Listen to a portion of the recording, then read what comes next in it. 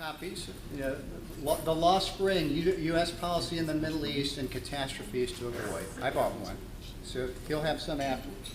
But given how kind of, frugal Tiger Bay is and budget issues and everything, we weren't able to get all of his other books here. So in a happy coincidence, I have some of my books that I'm happy to do later.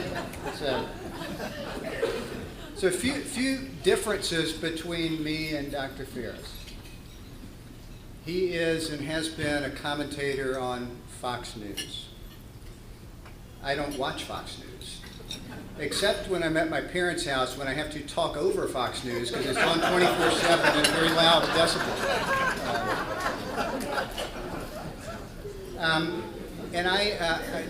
Dr. Phares is an academic. He's been a professor at Florida International, Florida Atlantic. I am not an academic. But I did a little research as a lawyer, author, city commissioner would do. I went to Wikipedia. Wikipedia, Fox News, we won't go there in terms of reliability, but this is on his Wikipedia page, okay? So there's a quote from somebody that says, Dr. Phares is not in the mainstream as an academic. You should probably tout that as a banner on your book. Congratulations on that. The other one that caught my eye, though, that someone was quoted as saying that Dr. Phares has claimed that some Muslims in the U.S. are secretly plotting to impose Sharia law on American society. You might have some explaining to do about that later on here, because Capital Tiger Bay, Sharia law, that's all South Texas stuff. And finally, last one is 2017. Benjamin Netanyahu is there in his office. How is he going to respond if his secretary comes in and says, the White House is on the line, Mr. Prime Minister. It's the Donald. Please welcome Dr. Walid Phares.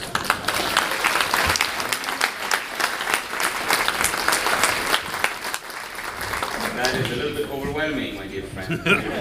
I used to be a defense lawyer in my good old days in Beirut, so I know the logic of defense lawyers when they go to sources that they know in Wikipedia, but he mentioned Wikipedia, fortunately. Of course, half of what is written in Wikipedia is written not by either me or somebody I trust, but by anybody. So the issue of, let me respond to the first one, of Muslims want to impose Sharia law. I've never made that quote ever. Actually, I just came back from Egypt where I met the Pope of the Muslim Sunni world, and we did not discuss that matter. Actually, we discussed the other matters, including reform, including democracy in the Arab and Muslim world. So be careful when you read Wikipedia.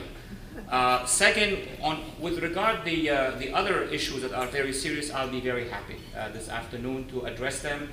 And thank you for raising these important issues.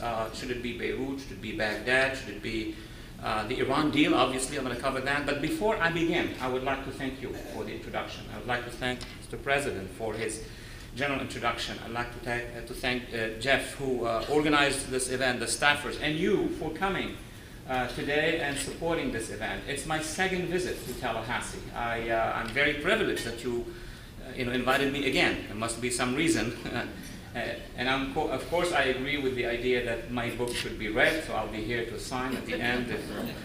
I like to promote my book for my publisher. He's always pounding me. So very happy to be back to the capital of Florida. I have been in my American life a Floridian. And the story goes, I was born and raised in Beirut. And by the way, in Beirut, the best of my friends were Armenians in our classroom, one of the largest Armenian community in the Middle East, other than in Damascus and in Tehran, is in Beirut. They are very active, very well known, very interested in corporate affairs, and the Armenian community of Beirut has a diaspora of its own, going all the way to Los Angeles. So I'm glad that a Middle Eastern has been tasked to introduce me. I would like to thank you because this is a very important time to reflect upon these dramatic changes. If those among you who were here last time remember, I had freshly published a book calling attention to what will become an Arab Spring. And the title of the book then, many among you I assume have it signed, was The Coming Revolution. And the book was actually published before the Arab Spring. I can claim very nicely, although I'm very modest in general, that this is the only book that predicted the Arab Spring. You could do your Google and Wikipedia research, and you're going to get to the same results. It was published 6 months before what happened in Egypt, Tunisia. But I mean, at the same time, any sound researcher would have understood that there was a wave coming. So what I have done was to look at where we should look. Because usually the old academic elite in this country and across the Atlantic would read, the heavy textbooks and what have you, would not get to be able to predict or project. What I've done for the previous 5-6 years was to look at what civil societies are saying, not just the regimes and governments. Because regimes and governments are going to tell you the story that you want to hear or the story that our government would like to hear. But civil societies, those who erupted in the Middle East and not always been successful, have acquired a capacity of relating their stories to us. What is that capacity? What is that new revolution which after the collapse of the Soviet Union, towards the end of the 90s and into the early 2000s, has changed everything in the region, for the bad people and for the good people. It's internet, it's social media, it's Facebook, it's Twitter, it's YouTube. So by focusing on the debate and discussions of women who cannot go out in many parts of the Middle East and who are suppressed in many of these countries, youth, students, minorities, labor leaders, and of course even religious dissidents, all of these peoples have been able to express themselves either directly or indirectly through social media, which gave me and some of my other colleagues on other continents the ability to detect what is going to change. So what I'm doing in Washington now, yes, I am an analyst at Fox News, but let me remind you, and you could see it in Wikipedia as well, I was an analyst with MSNBC, and that is very rare to happen that somebody... in America, in our politics, it's either this or there. No, you could be on both sides if you are a professional and you're doing your work. I can be, and I am on Al Jazeera, and I'm on Al Arabiya, many Al's in the region. So that gives me the ability to actually think and be able to put together the information coming from many parts and try to have my own at the end. What I would like to do now, in order to answer some of these questions, and most of your questions I assume, is to talk about two major developments that are of great concern to everybody in Washington, should it be the White House and Congress, and God knows how much disagreement there is now between the two sides. And my office, I'm a provost at a small private university in DC, is between the White House and Congress, physically speaking, on I Street. These are gigantic issues, not just that the candidates will have to deal with. And I know I have many stories about the candidates on all sides. But these are issues that any president and any next Congress, and I don't want to scare ourselves, any next 2 to 3 presidents and maybe 5 to 6 Congresses will have to deal with. This is how dramatic it is. So it's not about few things that we're going to handle and finish in the Middle East. We're talking about planet Earth. We're talking about at least a large area of planet Earth between Morocco and China, including Iran and including everything in between. That is going out of control. Last time when I was here and I was doing my little projections and predictions about the Arab Spring, some of them went wrong, such as civil wars in Libya and civil war in Syria and civil war in Yemen, and I warned at the time, we still have the video, that this is going to go worse. And meanwhile, since very few in the government, both in the Congress and administration, were paying attention to some of the analysis I was forwarding through briefings and testimonies, I wrote a second book last year. And the book is The Lost Spring, meaning we had a chance for a spring. It came. Some of its waves were successful. Then we may have missed the boat. I mean, they have missed the boat, but there were things that we could have done as a nation, America, but also with our allies and the Europeans and in the Security Council and other places, that could have helped the weakest segments of Arab society, of Middle Eastern society, of Iranian society, to provoke that change. Now, it's not over yet. We are in the midst of it. So this book, The Lost Spring, is really a warning. It's not really it's over and we have to hide and we have to hide behind our walls. No, it is a warning that the spring was there. but it's heading towards catastrophes, and we need to try to avoid these catastrophes. So the subtitle of the book, U.S. Policy in the Middle East and Catastrophes to Avoid. So it's an attempt to correct our policies so that some of the worst things yet to happen, if you think of Libya, of Iraq, of Syria, possibly of Lebanon, but even with the issue of the deal, because a deal is a deal, and a deal can either be successful, but there is the other option. A deal can collapse, and if it does, it will collapse with a different Iran, not with the current Iran. So, today I'd like to talk about two major things, but answer any question you'd like. One is the threat and the challenge of ISIS. We have been spending, over the past now year and a half, billions of dollars, literally billions of dollars, in Iraq and Syria, funding the Iraqi government, helping the Kurds, talking with the Iranians, engaging with the Saudis, training many of these forces on the ground, equipping the Jordanians who are doing a big job there, in order to, and I'm quoting here, containing and degrading ISIS, quoting from the administration or from the government. So what we're trying to do right now is to contain and then try to push back. We have no policy at this point in time to bring down ISIS. Even chief of staff and White House people and congressional leaders, agree that at this point in time we don't have a strategy to finish ISIS, and there are reasons for why.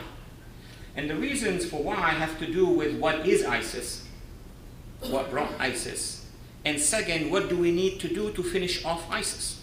So let me begin with the tail of this issue.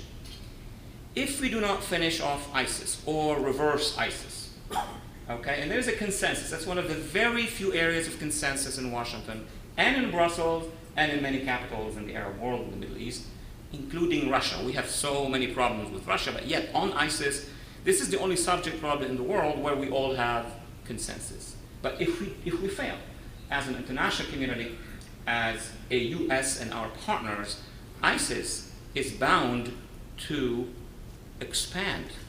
And we've seen it. I mean, it is expanding by the months, by the weeks.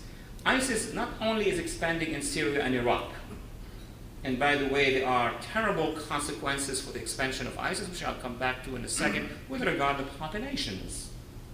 And among these populations, the weakest segments of these populations, the minorities, mentioning Yazidis and Assyrian Christians and Sunni moderates and Shia moderates, they're all victimized by ISIS. But beyond Syria and Iraq, ISIS is expanding to northern Lebanon. They are on the borders of Lebanon. That's the third country, which unfortunately could be on the news. So yes, there are a lot of trash in Beirut, but the bigger trash coming towards Beirut is actually ISIS on the borders. And that is something that would be the next drama in the next 6 to 7 months. But beyond that, even beyond that, ISIS now is fighting the Egyptian army in the Sinai Peninsula. And the Egyptians are fighting ISIS at 20 kilometers from their borders with Israel. So we have a cocktail that is flammable and very dangerous. ISIS has landed behind Egypt, meaning to the west of Egypt, in Libya. Libya, where we invested to bring down Gaddafi, the dictator. And there was 1.5 years of interim, whatever that was, to produce a government that produced two governments. One of them is controlled by the Islamists, the jihadists in this sense, and the other one is controlled by seculars. And there is a civil war going on in Libya. And Libya is falling apart. And any country that falls apart, such as Syria after the civil war, Iraq after the civil war, what you're going to see is the emergence of more radicals. You have well eaten because you're going to have an indigestion for the rest now. Wait a minute. ISIS from Libya, and you could visualize this on a map, is going to go from southern Libya into 5 other countries, where the governments are extremely weak. We're talking about Mauritania. So those who work in insurance, international insurance, buckle up. Mauritania, Niger, Mali, and touch the north of another big oil-producing country, which is Nigeria. Now, who's sitting in Nigeria? Who's doing a bad job in Nigeria? Boko Haram, another version of ISIS. The reason I'm sharing with you this information, and it's not just an information, it's a projection. It's exactly what I've done 2 years ago, so that you can see the importance of handling that situation in Syria and Iraq. Because in our debate in America, ISIS is a problem for others, yes, but it is expanding, and soon to be, it's going to be a problem for everybody in the international community. And wait until I reach the end of my remarks about what ISIS is preparing for us here. And of course, ISIS out of Africa is going to reach to Somalia, where Shabab al-Jihad are. And if you go to the east of ISIS, where they operate in Syria and Iraq, they are already penetrating the Taliban. So we expect, we are withdrawn from Afghanistan, fine. We expect the Afghani army, 250,000 soldiers, to sustain the attacks by the Taliban, but ISIS is rising inside the Taliban. So this is an international phenomenon which is going to be operational on those vast areas of two continents, and that's the most important for our national security, our homeland security, and the Europeans' national security. ISIS is taking the lead. It's not the only one, but it's taking the lead in influencing radical jihadists operating in Europe and in the United States. I don't want to go back to the multiple cases that we had, but you are aware of them. That we have now a large number of individuals aged between 19 and 21. I mean, these guys were 8 years, 9 years on 9/11. What happened to them? What radicalized them? What indoctrinated them? So probably the people who mention on social media, on Wikipedia, oh, Phares is talking about, I have no issue with Sharia or with international law or with common, I don't care about that. What I care about is that there is a machine that's trying to indoctrinate not just young Arab Muslims, but any other American or French and English, and then bringing them to the position of traveling to Syria and to Iraq. And our government has said, the FBI has said 3 months ago, that ISIS now has cells or a presence in the 50 United States, every single state of the United States and in Canada. All of that remark has to do with the importance of dealing with that problem above any other problem, even above the Iran deal and even above any other issue that we have, international economics, if we're dealing with foreign policy. So, where are the problems with dealing with ISIS? We do have the military capacity. We have no doubt about that. If the US wants to or can or is in a position to, yes, it can destroy ISIS, but then it is an issue of a political decision. Can we redeploy in the region? I don't think that the American public now is in the mood or the appetite for a deployment again and for another war. But what is more important than a deployment? Let's suppose we deploy or we do it. What is the future of these countries? What would the people of those countries do? So now the issue is, either we have a partnership with Iran, right? Let's talk about what has been said within walls in Washington, D.C. and in Brussels. If you have a partnership with Iran, yes, the Iranians can do the job with the Iraqis in Iraq to go against ISIS. The problem is that Iran and the Iraqi governments represent to the Sunni areas of Iraq a Shia identity, right? We fall into the sectarian problem. We didn't do it, we didn't make it. It has nothing to do with our U.S. foreign policy. It has to do with hundreds of years of conflict in the region. It has to do with 50 years of conflict between two ideologies competing in the region, the Jihadi Salafi Sunni and then the Khomeini Shia. So the price of a ground attack against ISIS in Iraq by Shia extremist-led forces is going to be another Bosnia and Kosovo and another ethnic cleansing. This is something we cannot afford to accept or to endorse. Second, in Syria, what is the choice? If we support the regime of Assad and Assad retake those areas, it's going to engage in a warfare with the Sunni majority areas, again a sectarian war. So what is the answer for that? There are multiple suggestions, and I don't claim that I have the one answer, but multiple suggestions. One of these suggestions would be, if you want to fight and remove ISIS, and ISIS is claiming that they are defending the Sunnis, and they are not, they are just the extremists among the Sunnis, you will have to have a Sunni moderate force to do the job. Because if you launch a Shia force against Sunni areas, you're going to end up with another sectarian war. So where can we find those Sunni forces ready to move and to do the job? With our help. Air support, satellite support, intelligence support, even some financial support. We are doing it anyway. We are paying for this. But who would be on the ground, able to put boots on the ground and do that job? One of the ideas would be to talk to the Arab countries. The Arab countries such as Saudi, UAE, Bahrain, Kuwait, but mostly also Jordan, and eventually Egypt. These countries, most of their armies have been trained by us. Some of these countries we have actually helped. Egypt we've helped, Jordan we've helped, the others have bought from us. So the bottom line is there is a block of Arab countries. They should be doing the job. This is an ideology that came from this area. They know how to handle it. And they're not going to be accused of Islamophobia or any phobia. They are, I mean, Mecca and Medina is there. Or Al-Azhar of Egypt. We have all the legitimacy to do it. So there need to be an architecture whereby the moderate Arab, mostly Sunni countries will take care of that problem alone. For example, if they want to take an action in Iraq and in Syria, they need to be careful not to touch Baghdad and the Shia areas, not to touch, let's say, the area of the Alawites in Syria and focus.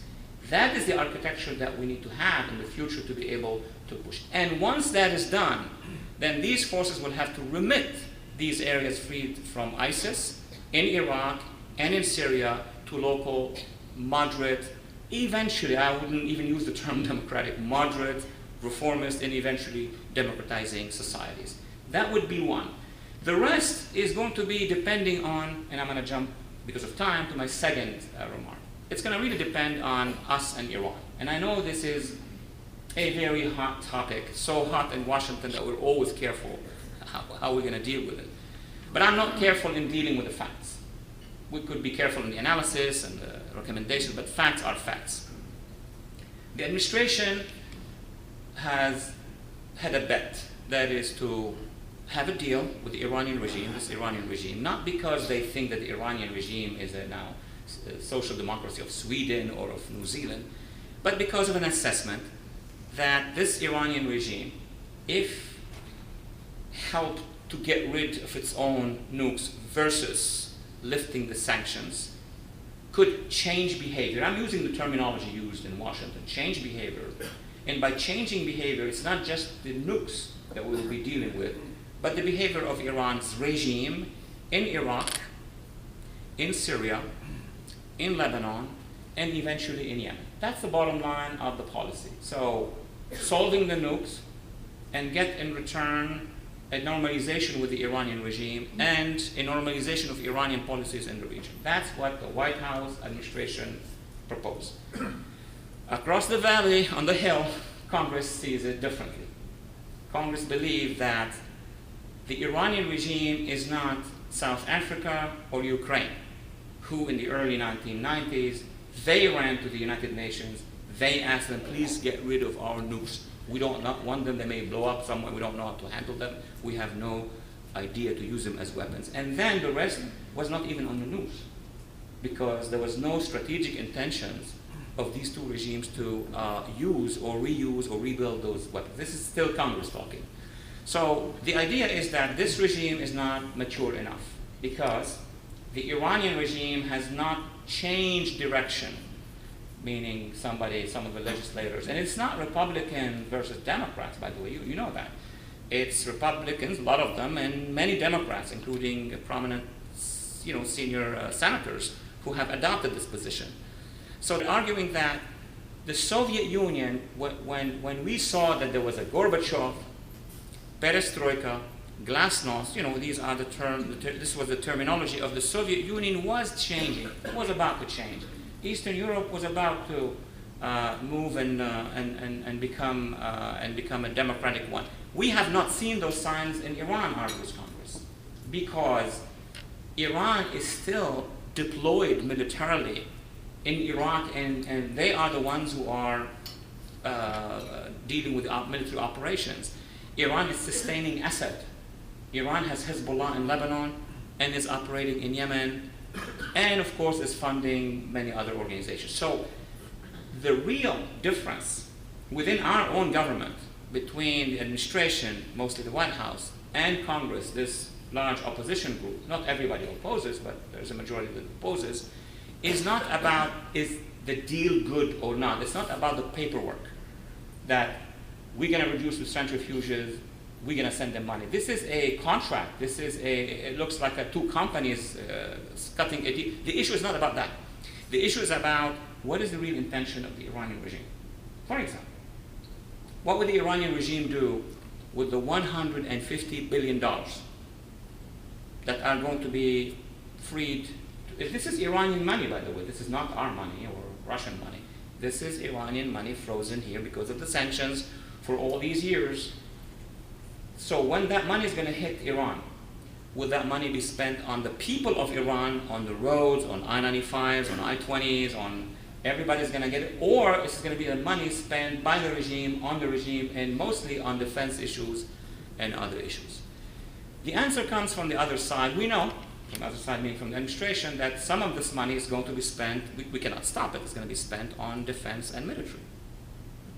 And some of this money is going to be spent on openings with other companies. But the argument coming from the administration is not about this money.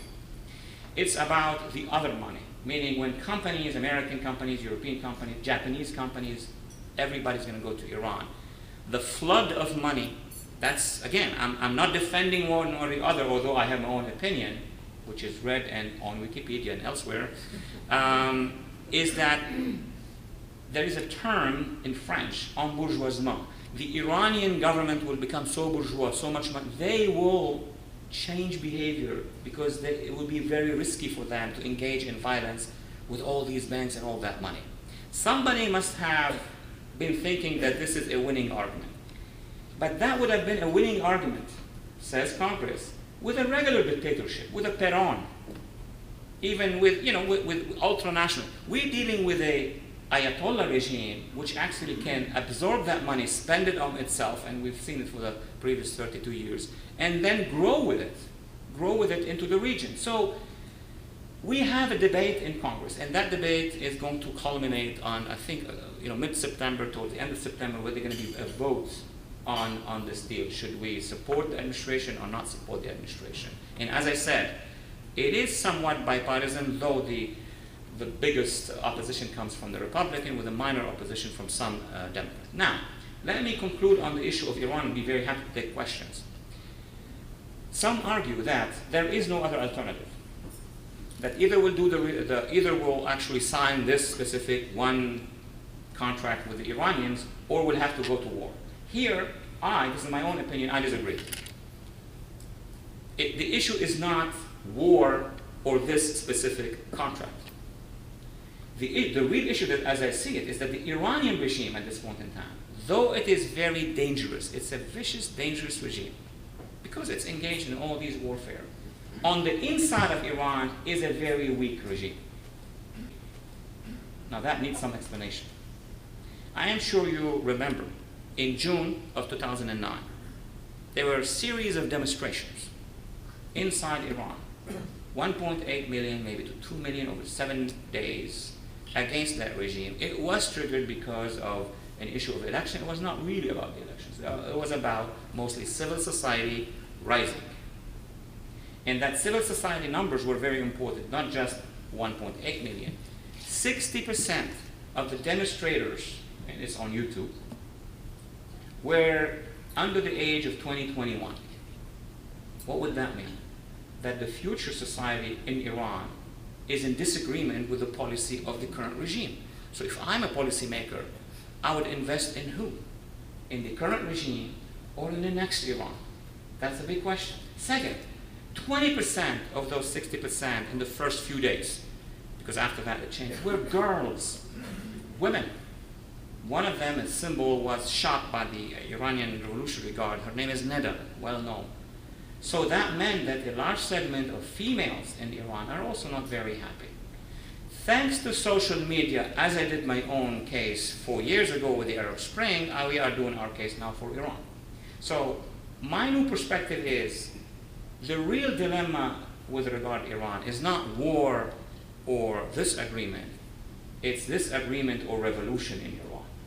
I am among the very few voices in Washington, both sides of the divide, that argue, because the other side would say we have to be tough, we have to put sanctions, we have maybe to strike. I do not agree with that. I don't agree that this agreement is going to get us good news. It's going to collapse at one point. The Iranian regime, in my view, humble, modest, is that they're going to get the money, buy the weapons. Already it's in the news. The Russians are going to send them the S-300, very advanced anti-aircraft missiles. Yesterday, the Russians were saying, and the Chinese were going to send them the best advanced tanks that no Arab country, no Israel, not even our forces deployed in the region have. So, I mean, we're not teenagers here. Obviously, they're going to use a large segment of that money to acquire that military force, to actually enhance the long-range missiles. And you know what? There are plenty of intelligent, all of you are intelligent people here and strategists, even in the private sector or in the military. I met some generals. The Iranian regime is going to build a dome. They're not going to make any mistake with the agreement. So the opposition in Congress may be frustrated because the Iranians are going to go by the book. They're not going to surprise us on Tuesday that they are rushing to produce a nuke. They're not going to do it. Because if they do, what will stop? The money.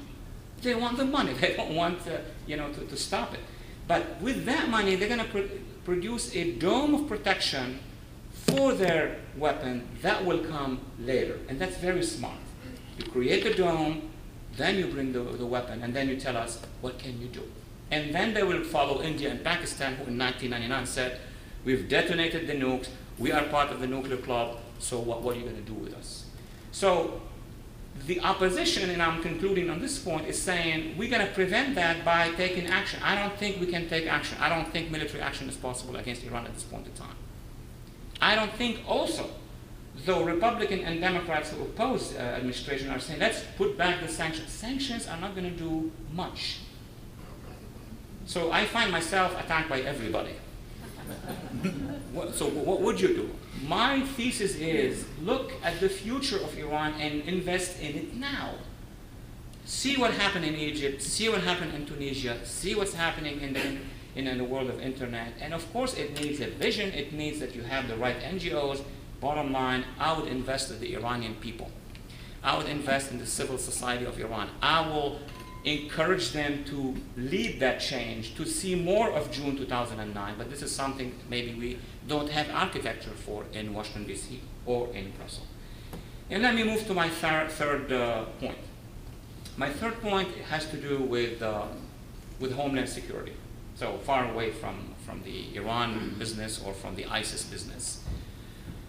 We have been having very severe cases in France. We had the Charlie Hebdo in England, in Brussels, in Netherlands, in Sweden, in other places, and of course in Canada and here. And the question has been, why these people are turning into jihadists?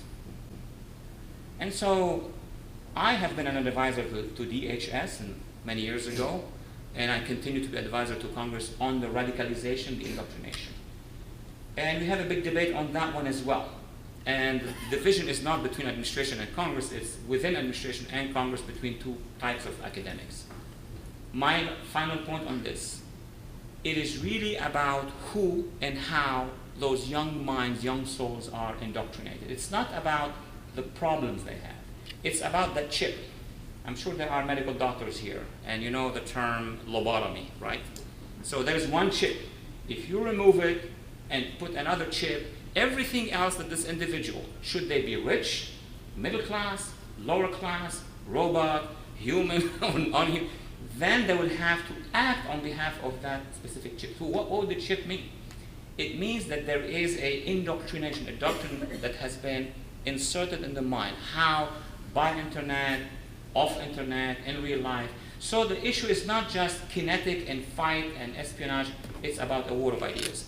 It's about civil societies being enabled in their weakest and softest spot. That would be women, mothers, youth, students, professors, teachers. These are the strongest part of an army that can go fight against indoctrination. As I made the case, and I conclude here, to Congress a few years ago, asking about Afghanistan. We're going to leave Afghanistan. We spent billions, right? So what is going to happen behind us? Well, the kids who were 10 years old and are now 23 are joining the Taliban. The question, what did we do in the war of ideas or in the intellectual engagement? Well, we built schools. What were the programs inside these schools? That's the question. Because a kid is someone, an individual who's with his mom from 0 to 6. So who's the most important? The mom. And a kid is between 6 and 12 with the teacher, 8 to 5. Did we have a strategy to reach out to women and to mothers? Did we have a strategy to reach out to teachers? Because if we have a strategy to reach out to this part of civil society, they would be able to eradicate extremism. And with this, I'm going to thank you again one more time, and I'm here to answer any question you want. Thank you so much.